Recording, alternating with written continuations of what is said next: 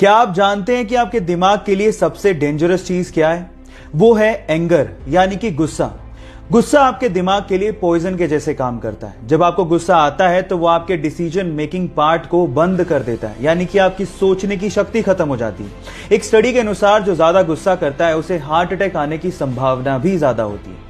अब इसको कंट्रोल करने के लिए क्या करें, मैं आपको बताता हूं। उसके लिए आप 1 to 10 काउंटिंग रूल को फॉलो कर सकते हैं। जब आपको गुस्सा आए तो आप मन में 1 से लेकर 10 तक की गिनती काउंट करें। आप देखिएगा कि 10 तक गिनते गिनते आपका एंगर यानी कि गुस्सा कम हो जाएगा और उसके बाद आप दिमाग से काम ले पाओगे। इसके बारे में आपका क्या ख्याल है, चैट सेक्शन में लिखना मत भूलिएगा। गाइस, मान लीजिए कि आप किसी फॉरेस्ट या फिर किसी ऐसी जगह पे फंस गए जहां पर बहता हुआ पानी तो है लेकिन वो बहुत गंदा है, जिसे आप पी नहीं सकते, और आपको बहुत प्यास लगी है, तो आप क्या करोगे? तो चलिए मैं आप लोगों को आज एक लाइफ सेविंग टूल के बारे में बताता हूं। एक कंपनी है जिसका नाम है लाइफ स्ट्रो। ये ऐसी स्ट्रो बनाती है जिसको आप जैसे ही गंदे पानी में डालेंगे और पानी को सक करेंगे तो वो पानी को पूरी तरह से प्यूरिफाई कर देगा। कंपनी का तो ये भी दावा है कि वो पूरी तरह से जर्म्स और बैक्टीरिया को किल कर देता है। इनफैक्ट गाइस, अगर आप वाकई में बेयर ग्रिल्स के जैसे फॉरेस्ट को एक्सप्लोर करना चाहते हो या फिर इस तरह के काम के शौकीन हो तो ये टूल आपको बहुत काम दे सकता है। ये जानकारी आपको कैसे लगी, चैट सेक्शन में लिखना मत भूलिएगा। इस कोरोना काल में आप लोगों ने हाइड्रोक्सी क्लोरोक्वीन नामक मेडिसिन का नाम बार बार सुना होगा।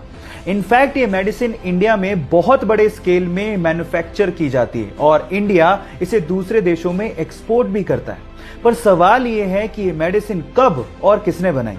डोंट वरी, मैं आपको बताता हूं। ये सन 1934 में इंडियन साइंटिस्ट आचार्य प्रफुल्ल चंद्र रे ने बनाई, जिन्हें हम लोग फादर ऑफ इंडियन केमिस्ट्री भी कहते हैं। इसी मेडिसिन को सेकेंड वर्ल्ड वॉर में बहुत सारी जानों को बचाने में काम भी लिया गया था।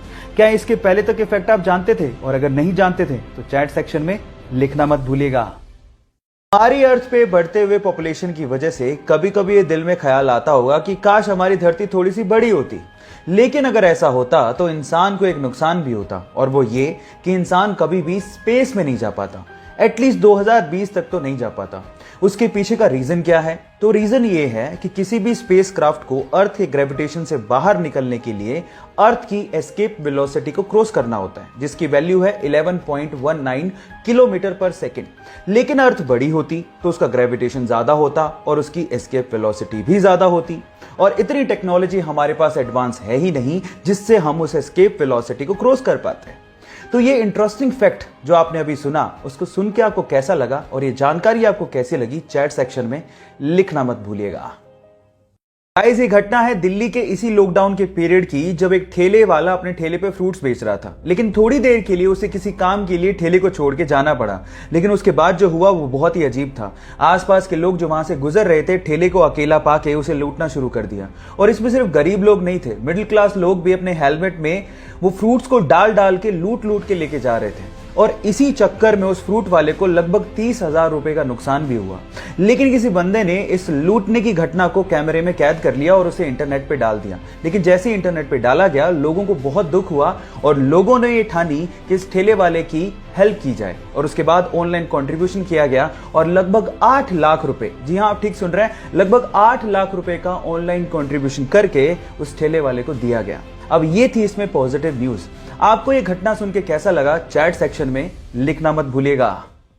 प्राचीन भारत के 2 ऐसे फैक्ट जिसे जानने के बाद आपको भी प्राउड फील होगा। नंबर 1, प्राचीन भारत में जब लोग मेडिटेशन किया करते थे तो उसे लोग ध्यान कहा करते थे। जब ये प्रैक्टिस भारत से चाइना गई, जी हाँ गाइस, ध्यान की प्रैक्टिस भारत से ही चाइना गई थी, तब चाइनीज लोग उसे चैंग के नाम से पुकारने लगे। लेकिन जैसे ही प्रैक्टिस चाइना से जापान की तरफ गई तो जापानीज लोग इसे जेन के नाम से पुकारने लगे। है ना ये इंटरेस्टिंग फैक्ट। फैक्ट नंबर 2, आपने बचपन से ही रामायण के बारे में सुना है, लेकिन क्या आप इसका मतलब जानते हैं? डोंट वरी, वो भी मैं आपको बताता हूं। रामायण में राम तो भगवान राम है, लेकिन यन का मतलब होता है यात्रा या सफर या जीवनी।